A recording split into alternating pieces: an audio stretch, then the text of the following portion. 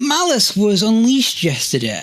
Now, for anyone who don't know what Malice is, basically, Malice is a deck based around Alice in Wonderland? I think it's Alice in Wonderland. Anyways, the entire point of the deck is, it's tier 0 currently in TCG. Now, yes, it's a very pretty archetype. It's a very lovely looking archetype. This is a Malice deck. This takes, 1, 2, 3, 4, 5, 6, 7, 8, 9, 10, 11, 12, 13, 14, wait, what? It takes a lot of UR dust to get this deck even to function. I myself have actually got the majority of these cards unlocked. Believe it or not, I got very lucky and have the majority of the deck unlocked apart from the field spell. And I'm going to say this, Malice is a confusing deck.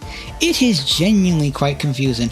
I do not understand what is going on, and I just want to play a White Forest. But I am enjoying the idea of the archetype, so I will be trying to pick up the rest of the collection.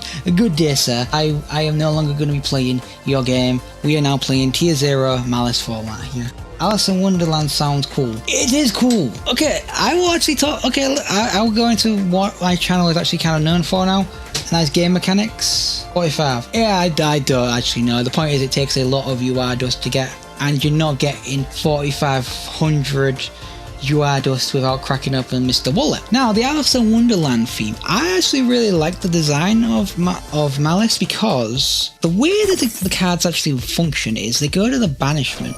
Now, that is such an interesting concept because we think the banishment in Yu-Gi-Oh! Is the be-all end-all for any card. It turns out, no, now the graveyard is now a second hand, the banishment is a third hand. The Yu-Gi-Oh! Somehow managed to do it. They made the banishment a third hand. But it actually makes thematical sense for Alice in Wonderland. The idea is you send them to the banishment, which is Alice in Wonderland, and you summon them from the banishment. It's such an interesting concept. Granted, it's tier 0, it's broken, it doesn't work, it doesn't function. Well, okay, it's broken. The actual cards themselves are broken. I like the design idea. The idea is just to send it off into the card game. I'm trying for the full engine. I know for a fact I'm not going to get it. Nah, cracking open that many UR dusts, and I don't see the like.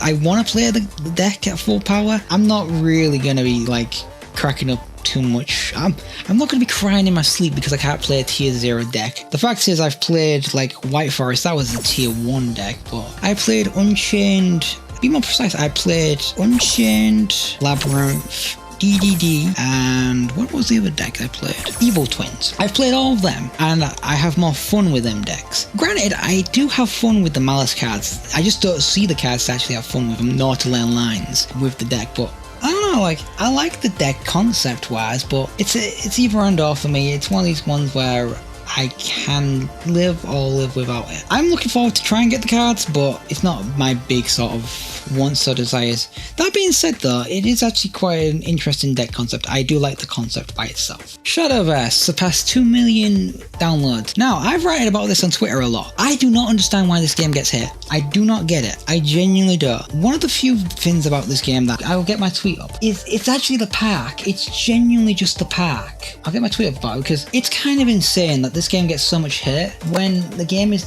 this well like that. This is a free-to-play game for a card game. A free-to-play card game. Like, I don't get it. I genuinely don't get the hit for this game because do I have the footage? Wait, well, it's literally called a park mode. But it's like, look at it. We're seeing live gameplay footage of the game.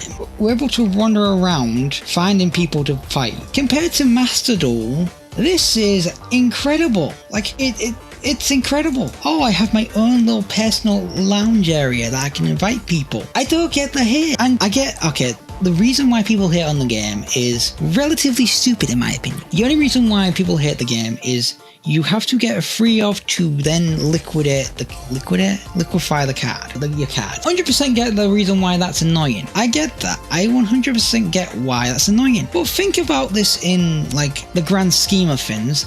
You have a game where, not a massive game, you have a game that is this well sort of thought out. The lobby by itself should be praiseworthy. You have Tournaments. I don't understand this, right? Yu-Gi-Oh tournaments, yes, they happen all the time. Master Duel tournaments, not so much. They are complex, they are somewhat detrimental to the players mental health wise, because what they say is you gotta get points to end to go to a tournament. That's the problem with Master Duel by itself. You don't really have that many tournaments. You have to earn points to get to a tournament. This, you just have tournaments every week. I don't get the hit. I don't get the hit. Okay, that might be misleading. You might not get it every week, but they have a built-in tournament mode. Like, it's not as sort of toxic as Yu-Gi-Oh's tournament mode. So, or rather, it's not even a tournament mode, is it? I get the hit. I'm gonna open my free packs every day, so that eventually, when I do play it again, I have an actual decent deck. My deck is awful at the current moment. Next off, I found this very interesting because it's gonna lead into our next point. Digimon. This is the hobby channel rankings. Now, interestingly, Magic obviously gonna be top.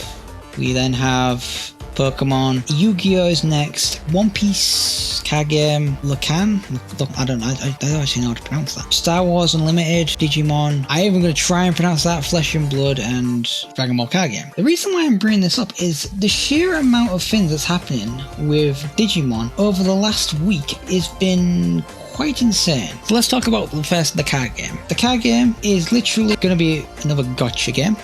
The card game is literally going to be like another gotcha game. Again, pretty good. Probably going to be for probably for mobile and PC. Yeah, it's even getting a Need You Sam, which again, I'm contractually obligated to talk about anything that's involving VTubers. So I have to talk about this story.